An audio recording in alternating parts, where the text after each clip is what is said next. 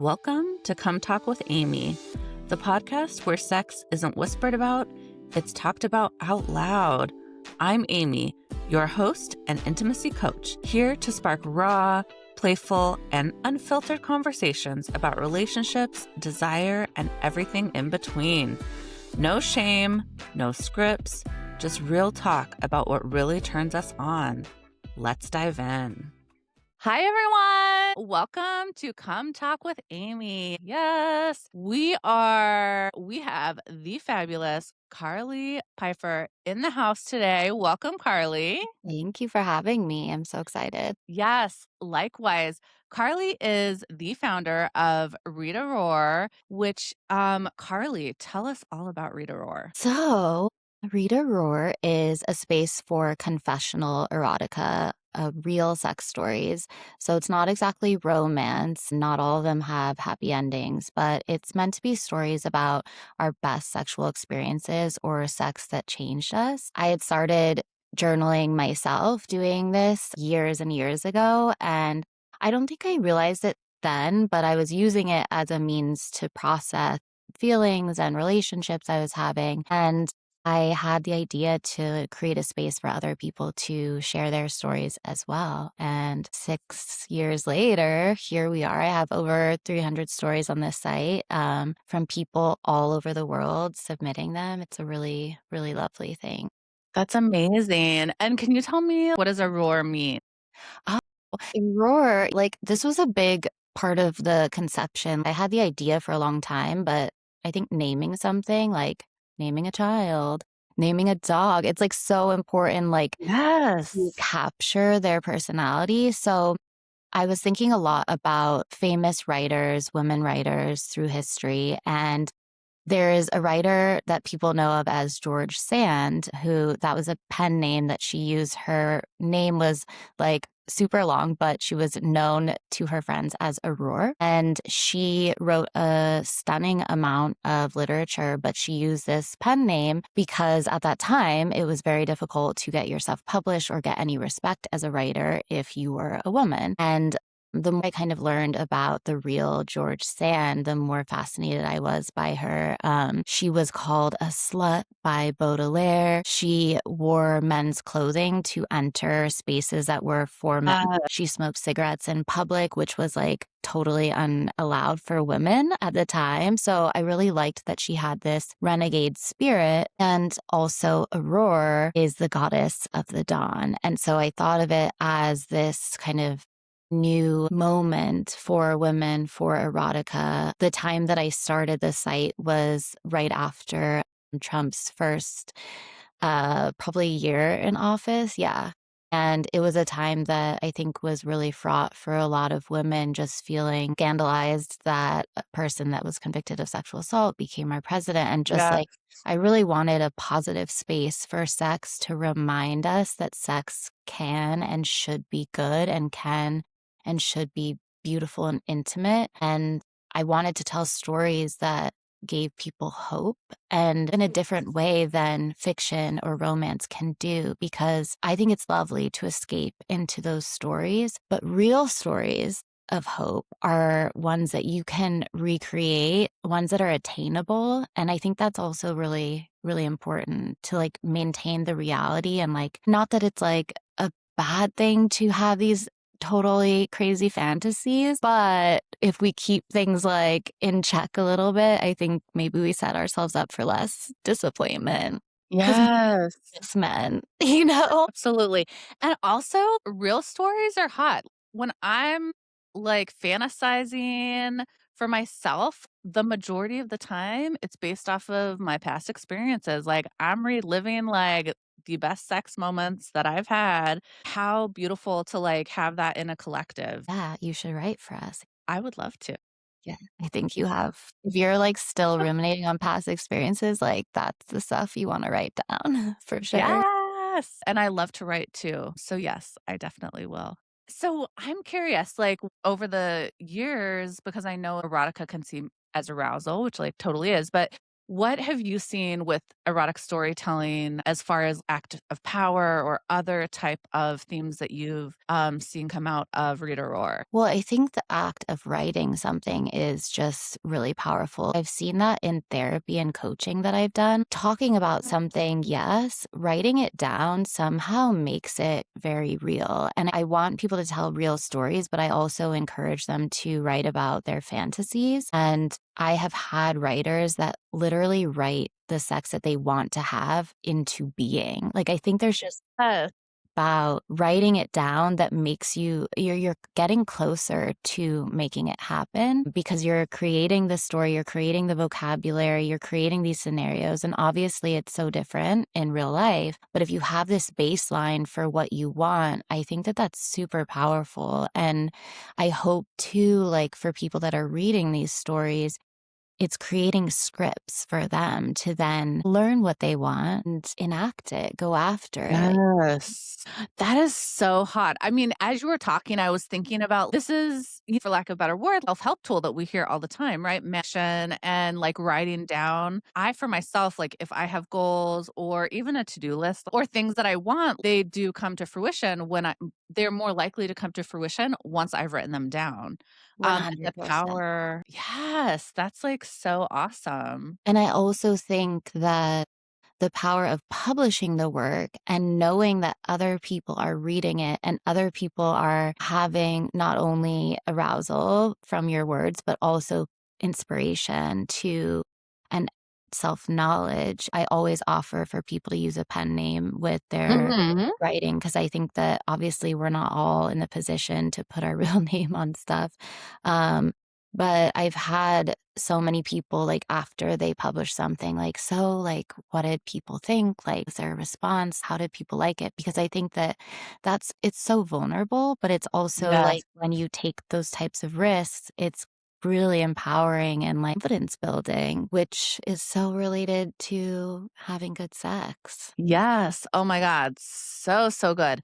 And I know like we live in a world where women are often socialized to either in a heterosexual situation, sex is for the male's pleasure or people pleasing or our desires are put to the side. So, how does erotica give women the permission to like want out loud? I think that it's just by example. Like, I think that being able to, especially with real erotica, knowing that other people are making these demands, like making their desires clear, it gives you a type of permission that it's okay to do that as well. And like, we're so inspired in so many ways by media that we're shown through our life. And I think that that's a big reason that women we're socialized to feel that we're not allowed to be sexual beings. It's all about male pleasure. And I do think that that's changing in a lot of ways, despite some of the other more conservative backlash things happening as well. Yep. But I do think that in the past few years, there's more imagery of people, of men going down on women in media and movies, TV. And I think having this in erotica as well, I just think it's so, so important to have the examples that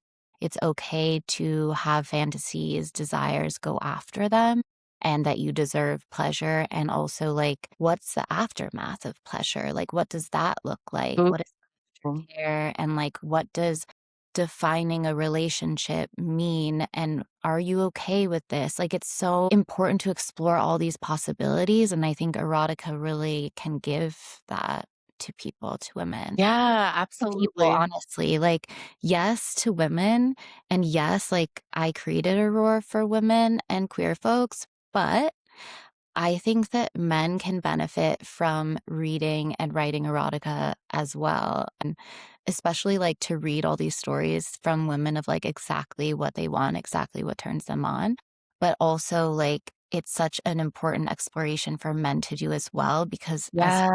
women were socialized to not want, men were socialized to not emote or be vulnerable. And erotica gives permission for that as well. Yes, absolutely. It's so interesting because I had Ian Kerner, the author of She Comes First, on recently, and he talks about with his clients bringing in this like erotic mind, erotic potential, and really cultivating that. And he says it's easier to do that with the women. And so he really encourages the men. He gives them exercises or homework assignments to don't touch yourself. Like, watch porn, don't touch yourself, let your like psychological juices flow. Note how in this particular instance he was talking about people who are having a hard time with arousal, right? Getting hard. So anyways, just really, really powerful. Like, yeah, for everybody. I think a lot of the times erotica can be messaged towards women, but like Yeah. yes, the men need it Yeah. too. And on that note, do you have stats of your consumers for Read Aurore and how much of it is women versus male identifying versus non-gendered? Yes, it is mostly women still, but the breakdown is about 70. So that is, I don't know, I think that's like not half, but it's like I'm surprised that there are as many men. And I do get a lot of men that buy it as a gift for their partners, That's or beautiful. a lot of them are using it as a tool to reconnect with their partners. And I think that that's a really valuable thing, as you say. Like, I think that, and I'm guilty of this too. Sometimes I'm just into this like routine of how I get myself off. And Yep. anytime we get into a routine, we're missing out on the more exploratory aspects of pleasure. But also, we begin to require that routine to get off. And so I am challenging myself to find alternate routes to pleasure. But I think that with pornography, and it's not like a pornography is bad, but visual porn does really supply instant gratification. And I think erotica is all about the slow burn and slow reveal and opening new parts of your mind and imagination. And those things are what makes you good at sex. So Yes. think it's, like, super instructive in that way. Yeah, so fucking hot. Give me those exciting blueprints and different ways to explore that I haven't thought myself or that I have Mhm. thought, but I haven't explored yet, right? Exactly, Like, and I think, so like, huge. porn can do that, but it's all happening so fast, and you're so overwhelmed by all of the visual stimulation that I think you're not able to absorb the skills or, like, moves in the same way that you can reread a sentence 1,000 times. Yes. Yeah. So hot. And how because erotica, just like everything in sex, can be highly stigmatized historically. So, how do you think women's pleasure has been treated like this guilty secret? And how is Rita Roar really addressing that? Well, yeah, I think, like, my first experience with literary erotica was, like, a friend's mom's Jackie Collins book, and it was, like, kinda taboo and embarrassing and lowbrow, and, I do think that for me, some romance, like, the story is great, but the writing, I'm like, "Ooh, I want better." Like, I am a reader, I'm a lover of words, so, like, in the same way that I wanna feel challenged and aroused sexually, I also want to feel that intellectually, and I think a lot of Yes. women do, and that's, like, sometimes the part that is missing for us in pornography is, like, the story and treating us like a full human thinking intellectual person. And I think what I've really tried to do with Aurora stories is yes, they are super spicy. They are very graphic sexually, but they're also written in a way that is lovely, beautiful, like stimulating language and storylines. And so I'm hoping that, and I think giving women the content that they deserve, giving women the writing that they deserve about sex. Like, you don't have to settle for bad writing to read a sexy story. And maybe sometimes, in the same way that we watch reality TV, sometimes you just want something that's like brainless, quick, whatever. And Yes. there's like that too. But offering a fuller richer experience is what I hope to do. Yes. I mean, you are doing it. It's amazing. I'm also wondering what feedback have you gotten or have you seen of the way Read Aurore and your approach and erotica in general helps women to relate to their bodies, unlock other fantasies, and you mentioned also like that relationship with partners too. Yeah. So think, like, in terms of the actual reading of erotica, I have gotten feedback that from people saying, I've never read a story about a person like me. And this is like where a lot of the queer stories are super important because we are lacking in scripts for queer Yeah. people. But what I would say where I really get the feedback about this experience and the positive effects is through the writing workshops that I hold. And I Ooh. started writing workshops because selfishly in the beginning when I wanted stories for my new publication, I was like, okay, the best way to get the stories that I want is to teach people how to write what I want. And I had mentioned like that I was using erotica to process stuff, but I don't think I realized that I was using it that way until I Mm.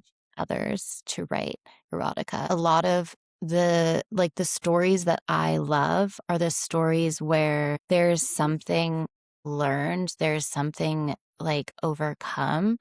And so being able to write that story about yourself and your own life requires a lot of self reflection and a lot of self intimacy. The writing workshops that I hold have a lot of prompts about what is holding you back sexually, what's holding you back from pleasure, why do you feel you don't deserve pleasure, and other stuff about body image. What Mm. body is standing in the way of you really embracing full pleasure, being fully in the moment, being fully seen in sexual situations. And the feedback that I get from those workshops are people really finding their strength, their confidence sexually, and being able to relate better to their partners sexually because they have this newfound personal strength. And I think you can work on stuff with a partner, but ultimately, if you have your own stuff that you haven't really figured out or explored, you really need to take that time with yourself before you come to your partner and try to work together Yes. a more fulfilling sex life. I think that writing real erotica really gives people the opportunity to do that self reflection. One of the most difficult prompts that I ask of people is to describe their body lovingly. And like a lot Mm. of submit stories and they say that they didn't want to describe their body because they want anybody to be able to place themselves in it and not feel like, oh, well, I'm not this, so it's not about me. But I actually really want people to describe their bodies in a way to normalize normal bodies because we don't get Yes. those a lot in visual pornography. We don't get those a lot in the media. And I think it's an opportunity to make normal bodies sexy by owning your perceived flaws, societal flaws, right? And lovingly writing about them, making them sexy. I think that's just so instructive and hot. But it's a challenging exercise for people. People struggle with it because we haven't really been taught how to love our bodies. We've only been taught how to find flaws. Yes. Oh my god, that is so fucking powerful. I'm obsessed with this idea of your workshop and all these prompts that you're mentioning. How often do you hold these workshops and what method are they in person, online, a mixture? Do like a annual 4-week session writing group, which I'm in the midst of right now. But starting in April, I'll do a monthly writing group. I did that all last year and it was really fun. It's called the Slutty Writers Society. I love it. Well, but I want to try to start doing stuff in person. But as you know, in New York, it's really tough to do in person events. I am doing a couple in person events this month in LA, which I'm excited about. And like the response to the events in LA has been super different than New York. One of them sold out Okay. right away. So I'm like, oh, I wonder if like New York, I think is just like hard to get people to commit because they're Yeah. like, well, who knows what else is going on that night? Yes. Yeah, it's usually in New York, the tickets are often bought like the day of. The day of, and it as a facilitator, it's hard to plan for Mhm. that, right?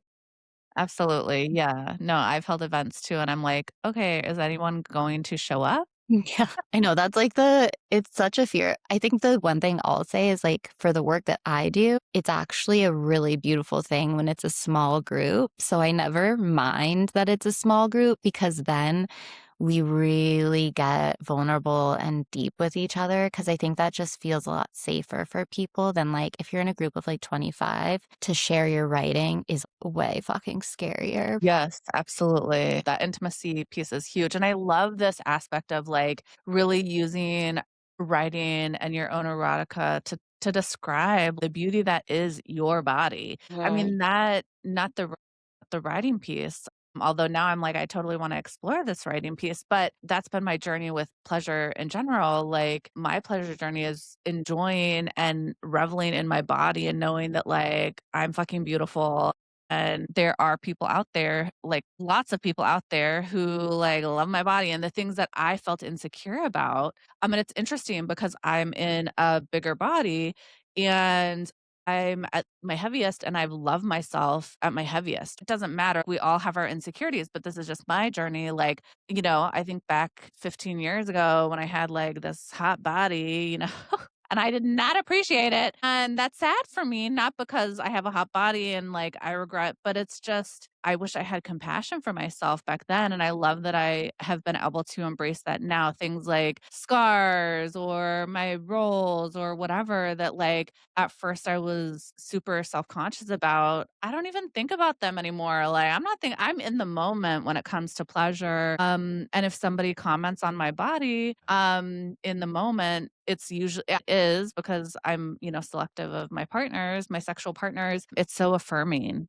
And it's so hot to be able to own that for yourself in your writing. So beautiful, like so beautiful. I love that you give that to people. I mean, it's just really good practice to write it that way because if you haven't had affirming lovers, or if you're not already at that point where you're not in your head when you're having sex, then practicing it through writing out those scenarios can really help you get closer to it. I think it's also important to say that it's like it's a evolving process. Like as you say, like you feel the best you have in your body right now, but like that can change and we Yes. ebb and flow and we go through phases where we're not feeling that way. And so knowing that you have this practice to come back to get yourself closer to feeling good again, I think yeah, it's important. Yes, so powerful, so empowering, so like compassion driven and loving, like just holding yourself in that. Fuck, I love this. Yeah. I love it. So I also love that you started Read Aurore, like you mentioned, that time of the first Trump presidency. So how do you feel like your work and erotica and women stepping into that is like, for lack of a better word, a fuck you to the patriarchy? Yeah, it certainly is. And I think something you're familiar with as well is like doing this work is inherently political. Like people try to censor our stuff all the time because women who are erotically empowered are dangerous because we are not saying okay to what a man tells us we should feel, look like, or do. And that means that we can't be controlled. And so I think that owning your desires, owning what you want sexually is an act of political resistance in the world we live in today, unfortunately. Like I wish it was just the way that it was. But yeah, I think also it's like where we are now in the beginning starting this, like I never thought that we would be in this reverse cycle. Yes. But I think that one thing I'll say that's, like, been really hopeful is, like, with the mayoral election in New York, like, we had again this person who was convicted of sexual assault, sexual harassment, up for a big political office, and I really felt so fucking triggered by Yes. this past election. I wanted to, like, go outside and, like, watch this, the results come in, but I was having, like, trauma flashbacks to Yes. 2016 because I was just like, "Oh my god, I can't." I can't, like, have that feeling again, like, and I needed to prepare myself for the very real possibility that it would happen. But I think that's been so hopeful, and I think, like, we're definitely not gonna not talk about heated rivalry in Yes. or we had together, but, like, the fact that Mamdani during the, like, snowstorm announcement was like, "Take this as an opportunity to use your library card and read Heated Rivalry." It's like, that is fucking game changing, okay? Yes. That somebody who we can all love and who represents hope and potential change and, like, caring for others and equality is also gonna recommend that we read erotica.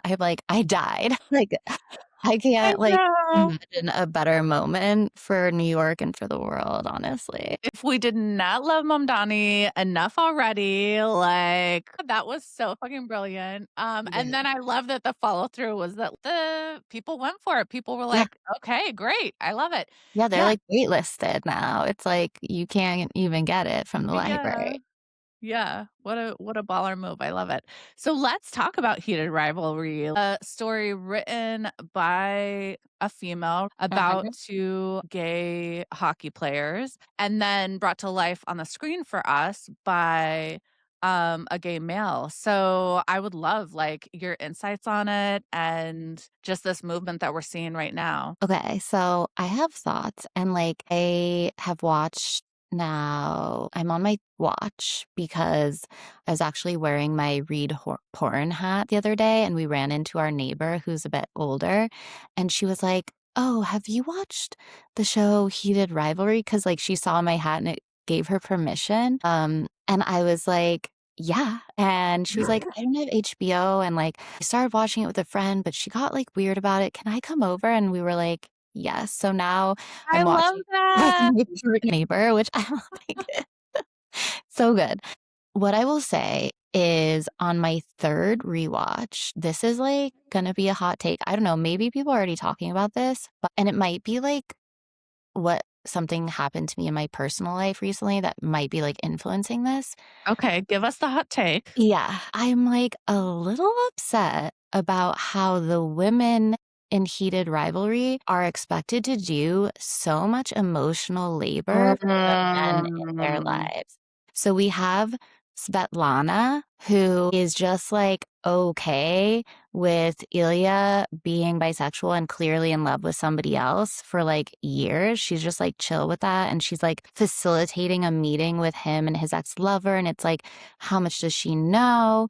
But also it's just like she's just cool with like just being available for him, but not like chosen. And then we have the friends of Kip who are like just doing all this work of making these 2 men communicate and like share Mhm. feelings, which is like, okay, you're a friend, but also like women are always doing this unpaid emotional labor for men, gay men included. And I'm like, Yeah. I don't like that for us. I really don't. And then I forget her name, the famous actress. A rose? Yeah, who, like, is so cool that, like, her partner is like, "Oh, I'm actually gay," and, like, have been kinda using you as a beard, and it's like I mean, that's so good that she's okay to be supportive, but I'm also like, "Damn, girl, do you not have your feelings hurt at all?" Or, like, I don't know. Yeah, well, and also she's pushing that forward for him To permission come slip to, out. like, Yeah, name it. support. Yeah. I am so glad that you are bringing this hot take to us because I feel like what I have heard, and me included, like, have praised, like, the female roles of, "Oh, that's so great," and, like, you are so fucking right. Like, this is just further reinforcing women's roles or perceived roles that we need to be the ones who are holding it all together emotionally and yeah. Teaching. Teaching men Mhm. how to process their emotions, teaching them how to communicate, and I'm like, "Oh my god, that's exhausting." And Yes. it's like, "Oh my god, I still love Heated Rivalry, okay? Like, leave it to me to find something wrong with a show that everyone loves, but I no, it's that's who I important. am." It's But, like important, right? yeah, I think that I maybe didn't resonate as much with people being "Oh, it's just so lovely to see men, like, being vulnerable," because to me, I kind of saw it as 2 men being well, 1 being kinda shitty to the other, and then Mhm. And that's also something that's, like, super common for women. It's like, okay, if you stay and you're persistent and you're just, like, kind of allow them to treat you like shit, then eventually they'll realize that they love you, and then you can Yeah. be forever after. And it's like, is that, like, a model of what we really want, or is it just, like, the happy ending that makes us? Yeah. Because, like, I mean, I love Ilya, but he treated, Shane kinda bad for many years. And yes, it's, like, the stigma and the inability to come out that drove a lot of that, but, like, there's still a way to be respectful of somebody that you're hooking up with and their Yeah. feelings, and, like, I don't know. Yeah. Absolutely, and I am, like, huge in women enjoying and being empowered in casual sex, and I agree, like, and in fact, Rebecca and I did a, episode on heated rivalry, and it was, "Who would you go for?" And I was like, "I would wanna choose Shane, but I know I would choose Ilya because mine is emotionally unavailable men," you know? And it's like, it is kind of reinforcing that and then giving the happy ending, so it's like we're chasing the hope, Yeah. right? Which I would like to reframe. You know, you're gonna see more of that from me in 2026 of how can we empower women to be out there and casually date, and not take the shit that it often comes with that, and that it's just, "Oh, you take it or leave it," you know? No, leave it. Yeah, how to navigate being vulnerable in a connection while not, like, losing yourself and becoming just somebody who continues to allow somebody else to mistreat them, and, like, how to communicate directly what your needs are in a casual relationship as well, and, like, that those can still feel good, but I think, like, there's so much that is left unsaid in a lot of these more casual situations because people get freaked out if you say anything that you need, because that's like a, "Oh my god, well, we're just doing something casual," and it's like, we're both, like, full humans that deserve respect from each other, especially Exactly. getting naked together, like, yeah. And, like, a Yeah. heated rivalry, like, the vulnerability of, like, anal sex, anal penetration, like, and to not have aftercare, to not have knowing that person's gonna check in with you. We Yeah, no didn't lube. love the show because it was like a toxic fucking romance with a happy Yes! ending, and we all have toxic relationships with men, but we don't get happy endings, so it's like, gave Mhm. us what we all, like, want, but that's not realistic, and that's kind of, like, Right. my issue with romance is, like, it sets up this impossibility or fantasy, and I don't think that's always healthy for us. Yes, absolutely, which, like, speaks to your work of, like, bringing real stories and putting them on paper and having real people consume them, right? These stories from the nonfiction aspect, I guess. Yeah, yeah. Yeah. It's like it's just more realistic, and I think that realism yes, we all need an escape, but, like, we also need stories that are positive while also being in reality. Yes, absolutely. Now, going back to Read Aurore, do you see fantasies that pop up time and time again that, like, surprise people that, like, "Ooh, this is a fantasy I didn't realize," but maybe in your workshops that it gets unlocked? Well, I think that one that comes up a lot that, like, people really have discomfort with, is consensual non-consent and rape. Mm. It's something that is super common, but most people a lot of people have difficulty understanding why that could be a fantasy for some people, and there's a lot of, like, tension in that, right? And it's something that it's really important to me to maintain an open environment where, like, we don't judge people for their kinks, and, like, we want people to feel safe to explore this type of stuff. And I think that that one's just really challenging because, of course, there's so many reasons why, like, your knee-jerk reaction would be like, "No, that's not good." Mhm. There's very little education, and examples of how it actually could be on your own terms, very empowering and very hot, you know? So we have a few of those stories, and whenever, I share them, there's always quite a reaction to it. Mhm. People are just like upset.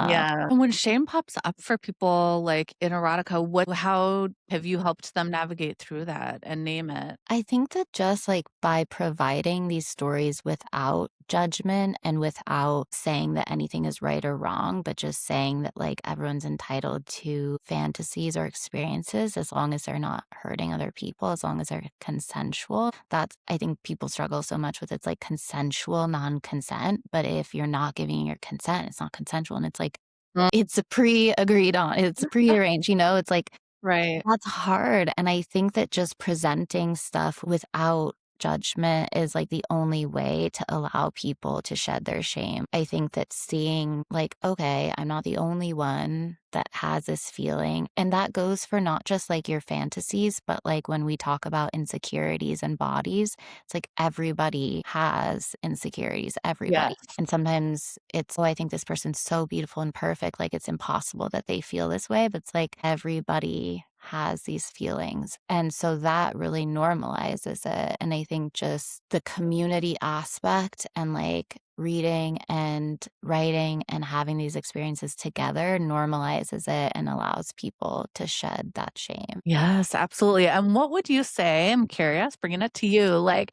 has been some of the most profound ways that Read Aurore and this work has impacted, like, your relationship to pleasure and desire? Well, I would say that in the beginning, it was like I wrote a lot for Aurore. And then I think what happens if you make something that's your passion into your job is you don't enjoy it in quite the same way. So, like, now I am an editor of erotica rather than an enjoyer of erotica, right? But that doesn't mean I don't enjoy it. It is a job now for me. So I think that one of the things that I have been experiencing is like feeling that I need to learn the very lessons that I have been called to teach, right? So it's like easier to Mm. and tell them like how to have a better relationship to pleasure, how to shed shame.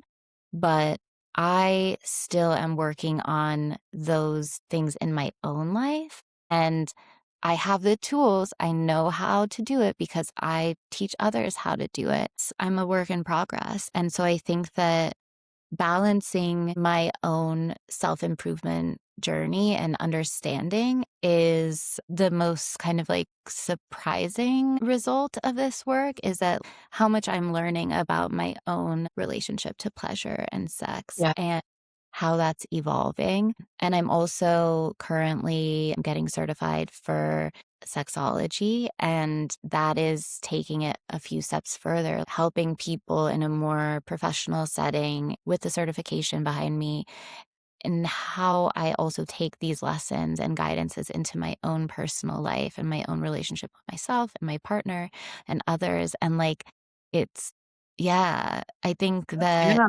this has always been part of the work that I did, but now it's like a professional thing and that it changes it a little bit, but in a good way overall. Yes, I love that. Yeah, so huge. And I feel like we don't ever arrive, right? Feel like that's a misconception. We want to arrive somewhere, right? Like I have mastered this. And yes, but I feel like there's more depth, right? We get more depth. We get more as we master something. There's the next step, right? To look for and to achieve and to strengthen ourselves. So, love that. Okay, so I'm curious what you see or how you see the transformation of when women or the she's, gays, and theys, because I know that a Rita Aurora is for all of the above, stop censoring their imagination. Like, what does that look like? It's really beautiful. I think that watching people come into their own through writing is like and through the workshops in particular, I get people in the very beginning that are like so quiet that never share in the chat, they don't share out loud, and then over the course of the time that we spend together, I just see them like blossoming and gaining so much confidence. And I think that that is again a way for them to practice this type of behavior that they might take into their sex life, their dating life, their romantic life. But yeah, I think that when we stop censoring, we gain so much power because we're accepting ourselves and being able to communicate with somebody else what it is that we want. And that gets us closer and closer to true intimacy, which is like being fully seen, being fully accepted as we are. Yes, that is so beautiful. Ah, like you have built erotica, very censored topic, and you have like successfully built that online on social media. Like, what does that look like? It's How have kind of you done a it? daily battle and continuing to evolve with like the demands. I think one of my biggest challenges is like I don't self censor. And I think a lot of us in this world don't. And that's part of like why we're here, right? Like we don't have shame or discomfort, like naming things as they are. But I think that in social media, it's like you have to Yes. go around a topic. And I think that it's something that I struggle with. And I struggle with it because it's like an internal issue of like, I don't want to censor this because censoring it is against my teaching. But I also feel that being there at all is offering people a chance to normalize and shed shame. So it's a good thing.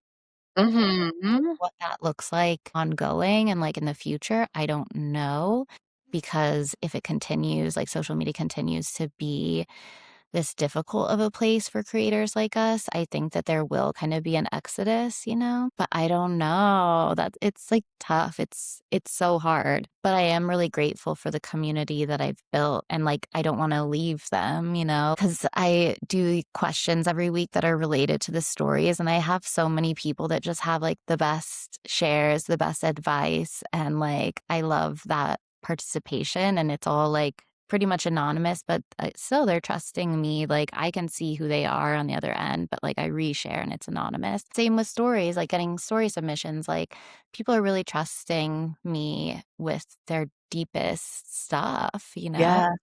So, yeah. Yeah, no, I love your social media, the way that you have it outlined, what you share, like, it's so fabulous. Thank you. As we wrap up, I have one last question. If the she's, the gays, and the theys that are listening to this episode and they feel a spark of curiosity or courage, what is your invitation to them? Well, try reading, try writing. You can use one of the prompts that I mentioned in this episode. Like, try getting closer to your body and pleasure and like in a safe and positive way. And process what comes up for you, write about what comes up for you, and know that there is guidance by following Aurore on Instagram or by joining a writing group. Know that there are communities that exist that can hold you through this process if you feel curious, if you feel like you're ready to explore yourself more and explore pleasure more. What a beautiful invitation. Carly, this has been so fabulous. You were just such an amazing human, and the work that you do is so, so powerful. Thank you for sharing yourself with us today, the work that you do. And before we turn off, are you ready to come to completion? Yes, Yes. Okay, so this is our rapid fire round. I love that. I am ready to come to completion. Yes, we love to come to completion. Very important. So, Carly, erotica is more about power or pleasure? Pleasure is power. Ooh, I love that reframe. Yes. Good answer. Okay, the most underrated turn on, being desired or being in control? Okay, another like flipping the script here, but I feel that being in control can obviously include the experience of being desired, right? So both. Yes. We love a good flip. Flip that script. Okay, a fantasy trope women secretly love but pretend they don't. Going back to heated rivalry, the enemies to lovers, I think like I kind of hate this is at least like for me personally, like the toxicity of that. Yes. That mirrors so many situationships that we've all experienced. But yeah, I do.